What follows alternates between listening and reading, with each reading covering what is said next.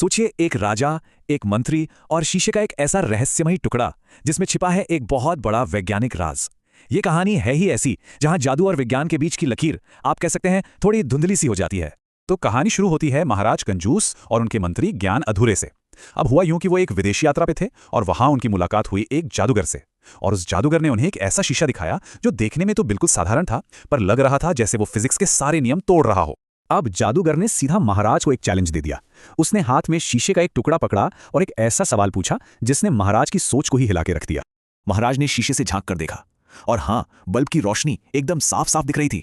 पहली नजर में तो सब कुछ बिल्कुल नॉर्मल लगा, लेकिन जैसे ही जादूगर ने उस शीशे को थोड़ा सा घुमाया, कुछ ऐसा हुआ जिसकी किसी ने कल्पना भी नहीं की थी।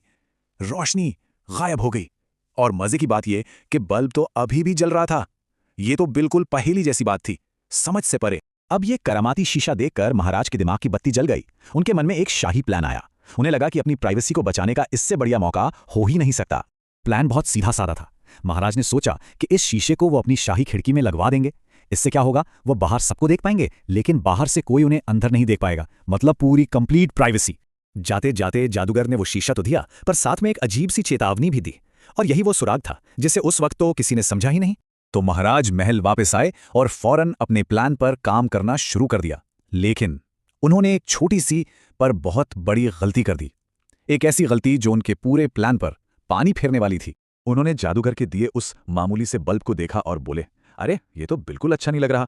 और उसे फेंक कर उन्होंने अपने कमरे के आलीशान झूमर को इस्तेमाल करने का फैसला किया। जादूगर की चेतावनी वो पूरी तरह से भूल चुके थे। और नतीजा एक बड़ी गड़बड़ थी। प्राइवेसी तो दूर की बात, महाराज तो एक तमाशा बन गए। बाहर खड़े लोग उन्हें खिड़की से साफ साफ देख पा रहे थे और उन पर हंस रहे थे। अब महाराज तो गुस्से से लाल पीले हो गए। आखिर ये करामाती शीशा काम क्यों नहीं कर रहा?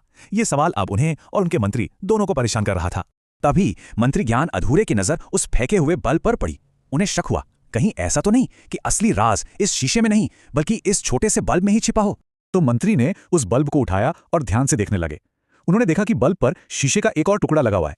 जैसे ही उन्होंने उसे हटाया, बल्ब की रोशनी अचानक बहुत तेज हो गई। और बस उसी पल उन्हें सब समझ आ गया। ये दोनों शीशे मिलकर ही रोशनी को रोक रहे थे। मंत्री के इस खोज से यह साफ हो गया कि ये कोई जादू वादू नहीं था, ये तो सीधी साधी फिजिक्स थी।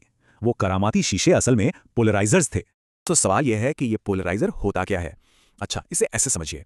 ये एक खास तरह का फिल्टर होता है जो लाइट की कुछ ही तरंगों को अपने अंदर से गुजरने देता है और बाकी को रोक देता है। इसको समझने का एक और आसान तरीका है। मान लीजिए पहला शीशा एक कंघी की तरह है। वो लाइट की बिखरी हुई तरंगों में कंघी करके उन्हें एक ही लाइन में ले आता है। और फिर जब दूसरा शीशा घुमाया जाता है तो वो इन सीधी की हुई तरंगों को ब्लॉक कर देता है।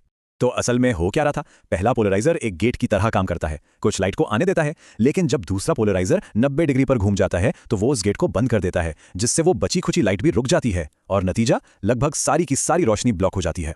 और हाँ, ये टेक्नोलॉजी सिर्फ कहानियों में नहीं है, ये तो हमारे चारों तरफ है, हमारी रोजमर्रा की जिंदगी का हिस्सा है। आजकल पोलराइजर कहाँ नहीं है? लैपटॉप की स्क्रीन में, मोबाइल फोन की स्क्रीन में, टेलीविजन की स्क्रीन में, यहां तक कि धूप के चश्मों में भी। वो जो चकाचौंध कम करते हैं ना, वो इसी सिद्धांत पर काम करते हैं। तो मतलब ये कि कहानी का जो जादू था वो असल में वही फिजिक्स है जो आज हमारी मॉडर्न स्क्रीन्स को चलाती है। ये एक बेहतरीन उदाहरण है कि कैसे विज्ञान कभी कभी जादू जैसा लग सकता है। तो अब सवाल ये उठता है कि हमारे आसपास ऐसी कितनी चीजें हैं जिनमें ये पोलराइजर छिपे हुए हैं और हम उन पर ध्यान भी नहीं देते। अगली बार जब किसी स्क्रीन को देखें तो जरा इस नजरिए से देखने की कोशिश कीजिएगा।